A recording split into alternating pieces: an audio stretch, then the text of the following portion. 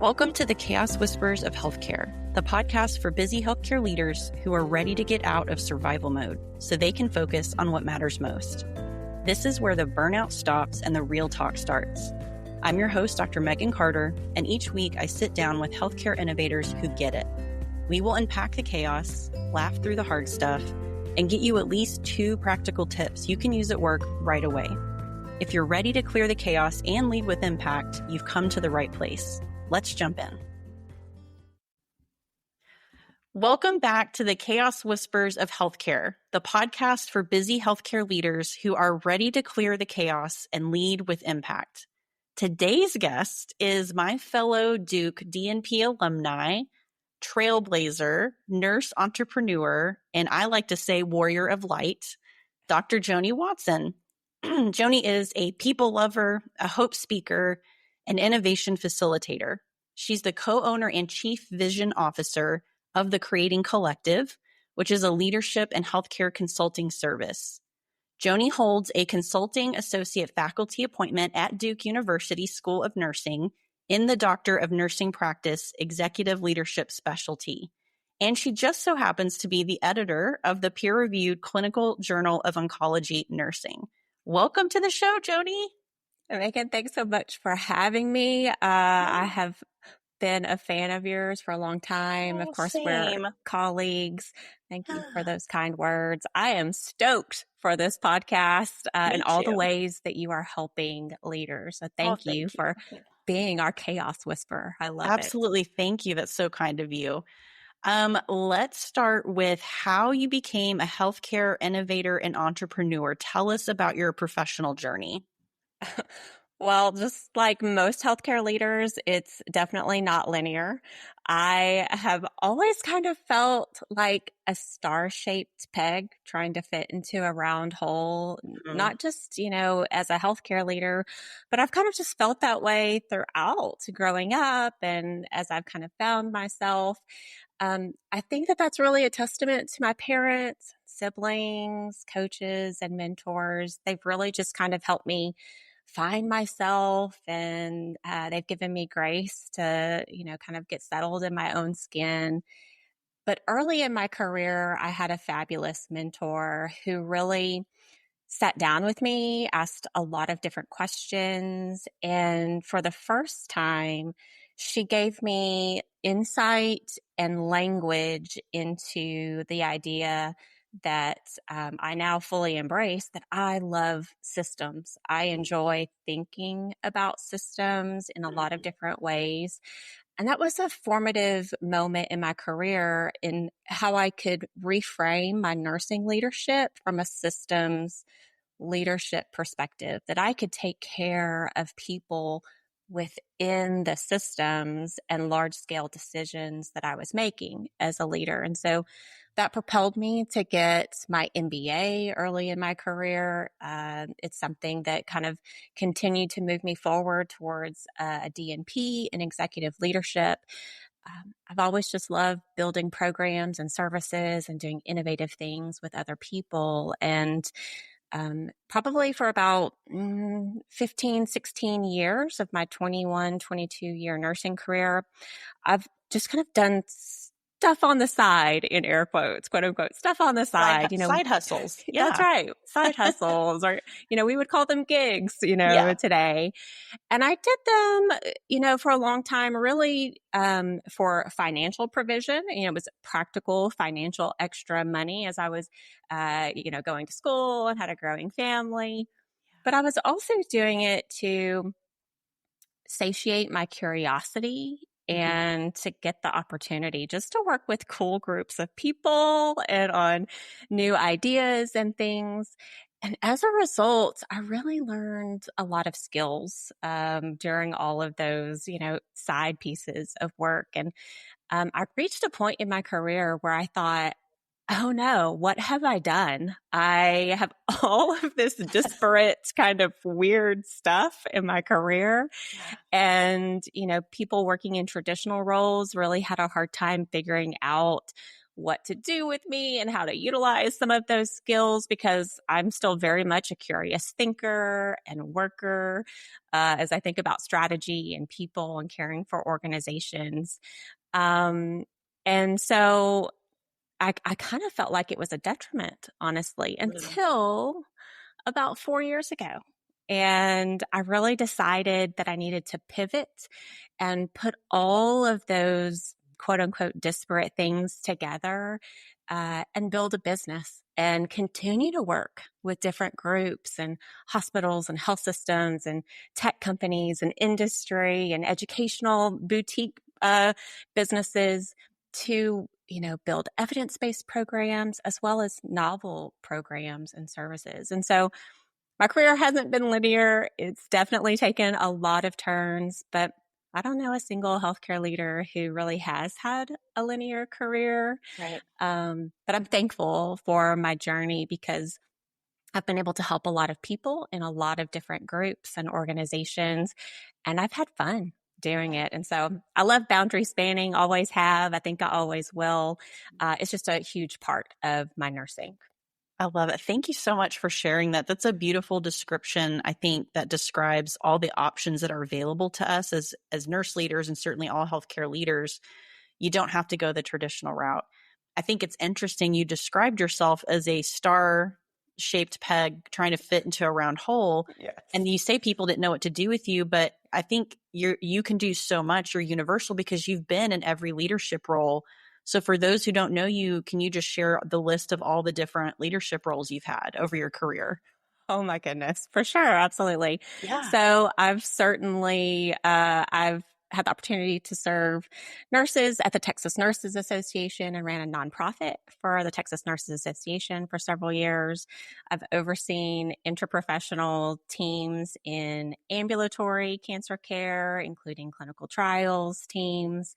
I had the opportunity to build a comprehensive community cancer center in an incredible community in Central Texas, pulling all of the services together that were disparate and fragmented for patients so that they didn't have to leave our community for cancer care. And we got to build programs that didn't even exist. But I loved working with that interprofessional team to build just high level, high quality cancer care for people in that community. I've served as a chief nursing officer. I've served as a senior vice president of nursing transformation for one of the largest healthcare systems in the United States. I've done publishing work, as you mentioned, with peer reviewed and non-peer reviewed publications. And again, as in my current role as the Chief Vision Officer of the Creating Collective, I really get the opportunity to help hospitals and health systems, clinician groups of all shapes and sizes, either build and think about evidence-based practice programs or really press into building really novel programs and evaluating them. And that includes kind of moving over into the tech space and working with the tech startup industry as they're building platforms and services for nurses, so providing a nursing perspective and really being the voice of the nurse as those programs and tech pieces are being designed. So yeah, it covers a large range of groups and industries. But again, I'm really thankful for the journey that I've been on and hope to encourage other nurses and other nurse leaders that your journey can really look like whatever you want it to look like, whatever you are passionate about. I wholeheartedly believe that you were created on purpose and for a purpose, and not just nursing or healthcare, but the world needs the gifts and the talents and the skills and the abilities that you have. And so whatever those are, press firmly into those. And it just so happens that you get to do that in nursing and healthcare as well. Yeah, I love that. Thank you for sharing that. Yeah. I don't know about you, but I personally had the absolute best experience going to Duke for that DNP and executive leadership. I think I started shortly after you graduated. But the pandemic hit during my program, and it was talk about chaos. It was pure chaos for sure. What has been your most chaotic moment in healthcare leadership? Yeah, I hate that we missed each other at Duke. Yeah. Our ships just kind of passed each other for a long Yeah. time until we were like, no more. We're going to fix this. That's right. That's right. Yeah. And sidebar, I also agree Duke was an amazing program. It is an amazing program. So It if there are is. people interested in getting their DNP, Yep. especially in executive leadership, connect with Megan or myself.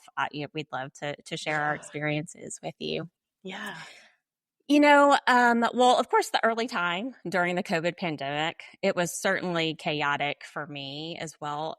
Not only because of the pandemic, though, but I had relocated my family for a new role about a year and a half prior to that. And we were still fully in an adjustment phase. My kiddos were, in ninth grade, eighth grade, and fourth grade at the time. It was a lot of transition for our family, where we were finding our new social groups. We were finding our new church home. I was helping transition a hospital that had been acquired, and we were moving from a for-profit culture into a wholly owned nonprofit culture. And that process, quote unquote, completed a month before the COVID pandemic lockdown happened. And so, we literally were changing massive amounts of culture through everyday conversations. We changed every single policy you can think of, literally every single piece of hardware and software to sort of standardize with the system at the time. And then I had all of this family stuff happening as well. And, those were formative moments for my children, for my spouse. We had a new home. We were finding all of those new pieces.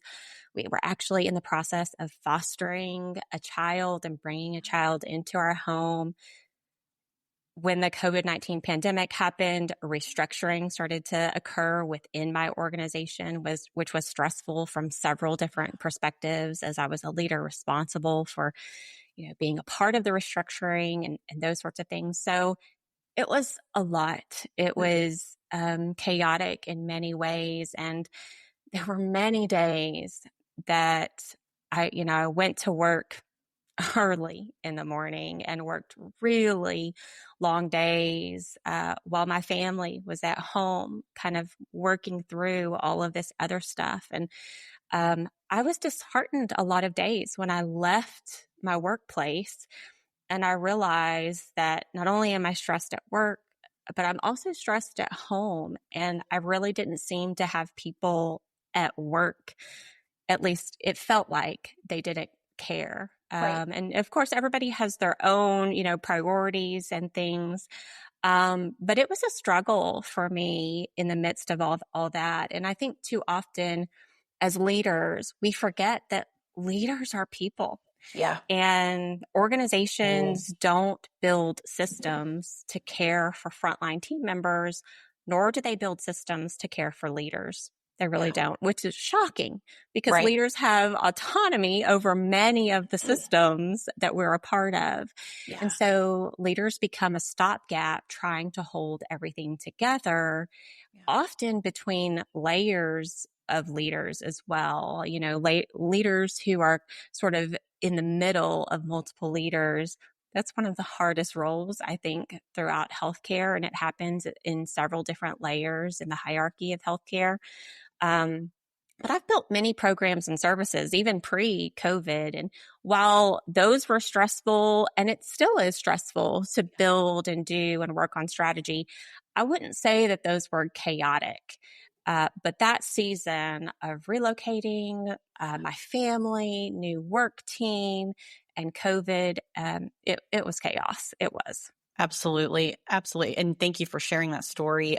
Similar story I know we've shared before, but made the genius decision to try to finish my DNP and move my family from Kentucky to Texas while the pandemic was going on. So I don't know why life likes to just, ebb and flow that way for some of us, but so true. And you're not alone, certainly, in facing some of those pain points you described. Let's maybe talk about that pain point of administrative overload, because I think that is universal to all Yes. healthcare leaders, and struggling. Maybe they're struggling to know what to delegate as a busy healthcare leader. Yeah. So when you first faced that as a leader early on in your career, what was that like for you? Yeah. So I went into nursing school knowing that I wanted to go into leadership. Some people know they want to be a labor and delivery nurse or whatever. I have always felt called towards leadership and taking care of other people in that way. And so I went down a path of, becoming an oncology nurse through my clinical specialty, but also focusing on leadership. And the first time I stepped into a formal leadership role and really experienced the overload that you're talking about, because I think in systems and was trained that way, the first thing that came to my mind was there has to be a better way. Yeah. Why are we doing it this way? And why are we so complacent with how this is? So from a systems perspective, complexity and chaos are two different things, as is, a complicated systems. There's multiple systems, but we tend to confuse complexity and chaos in our minds and even in our vernacular. We talk about chaos and complexity all the time. Well, systems generate the results that we experience. They are all set up to provide the results that we experience.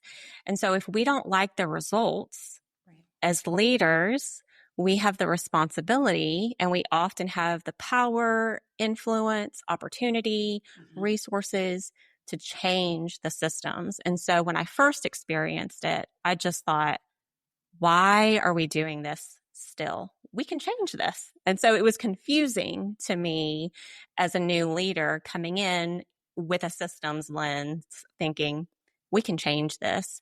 And many times over the course of my career, I've asked, and I still ask this question all the time, why are we perpetuating this? We can change this. If we don't like the results, if we don't like the system, let's focus on changing the system. Let's don't put Band-Aids around it. Let's focus on the root cause and fix it. And so when I've had leaders around me who have agreed and have had the agency and have also given me the authority and autonomy to do that in my leadership career, it's been awesome to edit the systems and the processes to support other leaders and team members. It really does become, and I'm going to use this word on purpose, a magnetic environment. And so, in nursing, we're very accustomed to the forces of magnetism and thinking that way. If you've ever worked through, a magnet designation, but really it's about leaders being a part of the systems and nurses and healthcare team members changing the systems that we're all in. And so it was shocking to me that we just kind of let those things happen and that we just get used to it. Or people speak up over and over and over again and get shut down until they stop speaking up, which is terrifying for the work environment.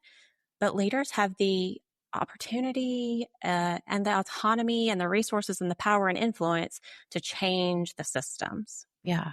I love that you said that. I forget who I was talking to earlier this week, but I said something like, the mindset of we've always done it that way needs to be challenged. I said, but at the same time, when our leaders are so exhausted and so overwhelmed, I talk about Maslow's hierarchy all the time. When you view leadership through that lens, they are at the bottom two levels. Sure.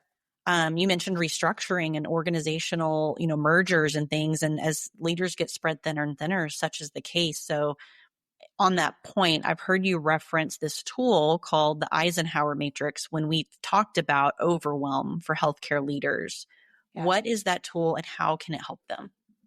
Yes, absolutely. I'm so glad you asked about this. So the Eisenhower Matrix, it can also be called the urgent important matrix, or it's also called the time management matrix. And Stephen Covey actually popularized the Eisenhower Matrix in his seminal business book, The 7 Habits of Highly Effective People, which was fabulous. That book came out a long time ago, right? I'm going to share this decision-making tool for those who are watching through video. You're going to be able to see this. And for those who are listening in by audio, I'd love to share this with you. We'll also put this in the notes as well. So the Eisenhower Matrix is really a decision-making tool for leaders to understand what kinds of tasks that they can eliminate, delegate, schedule, and do now. And, Megan, there are hundreds of decision-making tools, if not thousands, when we actually take a look at decision-making from a global view. So this is really just one tool that leaders can use. A great way to use it is to print off a copy. And when you are going through your calendar, take a look at your calendar and move your tasks into one of the 4 quadrants. So for those who are listening, I want you to imagine a rectangle, and within it, there are 4 quadrants. And there are axes from the top. The top boxes are important.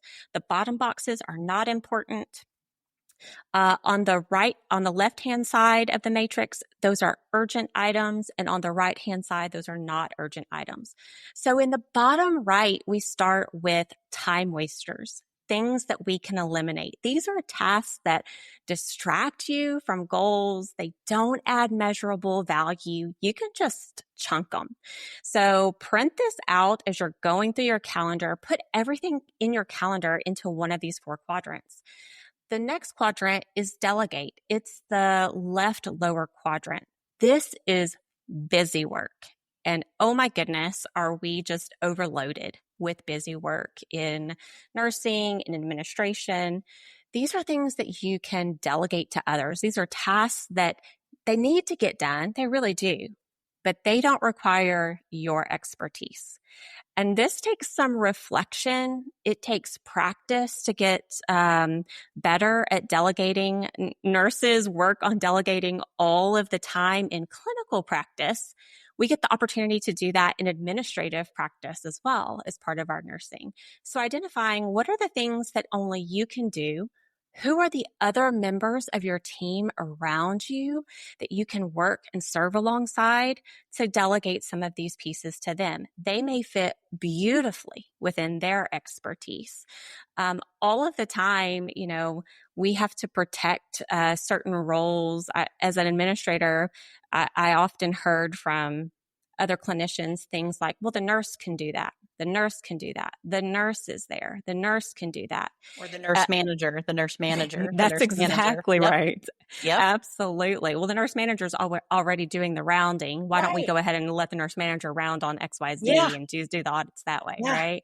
Yep. Yeah, absolutely. When really we need to protect those roles and say, just because that person is there does not mean it's the right thing for that person to do. So for example, sometimes we have other administrative colleagues who've gone to school and have entire degrees and expertise on things that we're trying to do and manage ourselves. When we would just kind of let go, ask for help in a professional way, practice gratitude in the process, and delegate those pieces to other team members, it helps build the interprofessional team. So if you move up to the more important pieces of work in your calendar and schedule, the top right-hand corner is the schedule box. These are tasks or goals that require strategic thinking, or they have no set deadline. This is really important because oftentimes as leaders, we feel like if I just had time to think, right? If I just had time to think, well, you have to get rid of those time wasters and that busy work in order to make way for what we call future planning in this upper quadrant. The top left quadrant is the do now. These are important and urgent pieces. These are tasks with clear deadlines and consequences for not completing them. And so as a leader, if you can take this matrix, print it out as you're working on your calendar, whether that's every day. For me, I tended to work on my calendar at the end of the week and prep for the next week. Put everything into one of these 4 quadrants, reprioritize your week, And then after you use it, I would encourage you to go back and reflect on how you used the Eisenhower Matrix. Was it helpful? Did it work? How can you improve upon it? Maybe you can identify that you're not that great at delegating or that you have some opportunity for future planning. But reflection is really helpful in using the Eisenhower Matrix as well. So it's prospective thinking and decision making, but also retrospective decision making as well. How did I use this, and what can I learn going forward? And if you just use it over and over again, it becomes a great tool, and you can eventually do it without the actual worksheet. Yeah, I love that. Thank you so much for sharing that. So if you're listening to this and not watching, we are going to attach that tool directly in the show notes. So don't worry, you guys have access to it. Would love your feedback if you decide to take your to-do list and mark your items, on this quick little tool here. I mean, I think it's really powerful. It's similar to work I do with the effort impact matrix. And we talk about Yes. what are the top 10s for these, middle management folks to help them decide what's urgent, what's not urgent. So lots of practicality in that tool. Thank you for sharing that, Joni. It's Yeah, amazing. We absolutely. also happen to talk about change fatigue. There's a Yeah. lot going on. And to your point, in that 1 year you described of your professional life, so much change. In healthcare, we get it a lot. And as a leader, it can certainly lead to our own burnout as well, because we're trying to filter and protect our frontline folks from too much change fatigue. We end up carrying that. But before we pivot to solutions for change fatigue, what has your experience been with change fatigue and burnout as a leader? Yeah, that's a great question. So, my graduate nursing program almost 20 years ago, it's hard to believe I finished my graduate degrees almost 20 years ago, but that program was framed within change management. I'm so grateful. So, it helped prepare me for systems thinking, but also everything was framed around change management. So, I kind of quote unquote grew up in nurse leadership expecting change. And I've been better at that at times than other times. During that time period of my MSN and my MBA, I got the opportunity to read just some what are now classic and seminal resources and business books. And one of the books that was popular around that time, and it's still a classic business book, is Who Moved My Cheese? Now that book was published in 1998, Yeah, Megan. And a lot of people don't realize that the author was a physician. Dr. I love that. Spencer Johnson Yeah, wrote that book. That book, if you haven't read it, you need to read it. It's an easy read. It's a parable about change and yeah, responding to change and really expecting change to happen.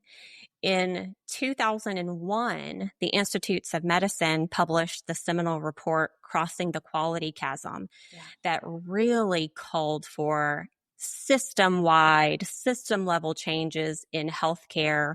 It talked about complexity science. It talked about boundary spanning in 2001. Okay. I quoted that paper all throughout my graduate program, and I still quote that paper to this day. That's how powerful the thinking was in that seminal report. And so, you know, again, I've been better at change management at times in the course of my career. But I tell others often, and I've written about this in a couple of places, that I've actually fallen out of love with nursing in, Mm, in many times. yeah. And there is what I call a passion apathy cycle, that I am passionate about nursing at times. And then sometimes I even wonder if this is the right place for me, Yeah. right? Because I have felt so out of place at times.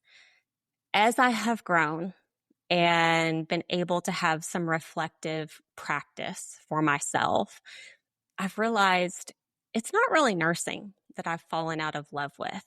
It's the systems that nursing is embedded within Yeah. that I've been overburdened, to your point, Right. within the change. And so nurses manage change all day, every day. It's what we do. It really is. We turn and we pivot with multiple, patients or populations, groups of people, strategies. We are experts at change management in many ways. It's the systems that nursing is embedded in that are broken. And again, as nurse leaders, we do have the opportunity in a lot of ways to change those systems. If you feel like you don't have the autonomy or agency, Megan, you are giving people highlighting the agency that they do have, the power that they Yeah. do have to change the systems that are within their control. It really starts at a granular level. We are all agents within systems. We all have the opportunity. And sometimes that means, for better or worse, even leaving the system that you're in for a moment or finding a different place to be a part of. And so nurse leaders always have the agency to be able to affect change. We have to expect change. So when we Yeah. think about change management, we have to expect it. Yeah. Yet we're somehow still surprised when it happens, but we don't have to tolerate the systems that we're working in. We can change those to Right. be what's called anti-fragile within the change. So a lot of times we talk about resilience within healthcare. We want our team members to be resilient. We want our systems to be resilient. Really, what they need to be is anti-fragile. They Right. need to be able to come back from the change even better than Right. before. Let's not be resilient and just bounce back. Let's take that change management, use it, and become even stronger, anti-fragile as a Yeah. result of it. I love that. I love that. Something I really appreciate and admire about you when it comes to addressing burnout and change fatigue and just looking at how can I in the moment keep myself whole and healthy is your Yeah. consistent practice of gratitude. And I know this sounds a little cheesy to a lot of people, but Yeah. gratitude as a practice is actually backed by scientific research as a proven strategy to combat burnout and anxiety. So, we talked about the struggle. We're talking about solutions now. What are your favorite gratitude practices? Yes. Well, one of the things that I've done over the course of my career, I have a leadership manifesto that sort of guides my decision making, and gratitude is a part of my leadership manifesto. So I have a point on my manifesto that says, I believe saying thank you never gets old and we can never say it enough. Gratitude changes our hearts, minds, and the environment. And that is so true for myself. So when I feel like I'm having a rough day or I need a pick me up, I have a couple of different things. I find the good in the moment, and I might say I'm going to find the gold in the dirt. So Yeah. I do that often.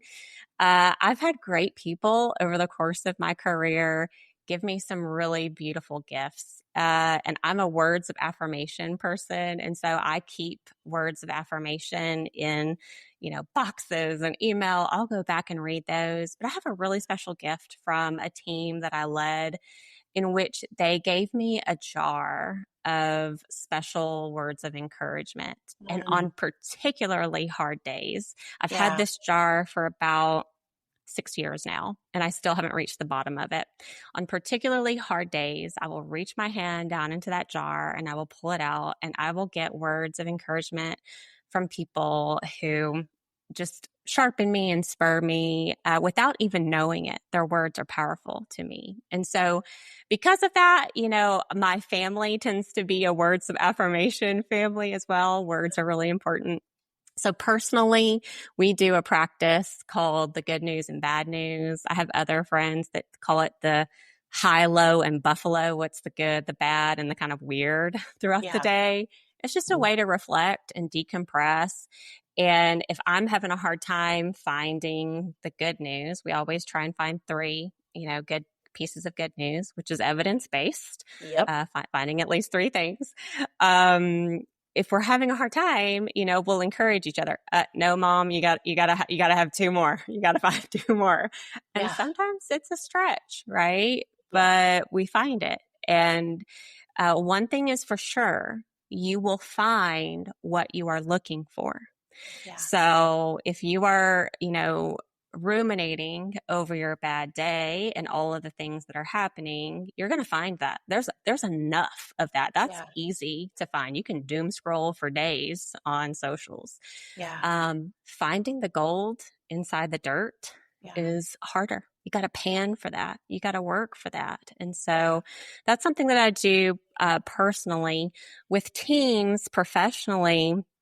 When I move into serving a team, I usually give every person a work appreciation quiz, and this is similar to the 5 love languages, but it's sort of shifted for the workplace by Dr. Gary Chapman. And so 80% of all of the teams that I have ever had the opportunity to serve, Megan, words of affirmation is their either number 1 or number 2 work appreciation language. Yeah. Words of affirmation. Yeah. Those are free, right? Yeah. In financially strapped organizations, those are free, but they do need to be meaningful. They do need to be specific, yes, to the person. And so what I have done is I've built in a practice in my career where I've mentioned that, near the end of the week on Fridays, I focus on my calendar going forward.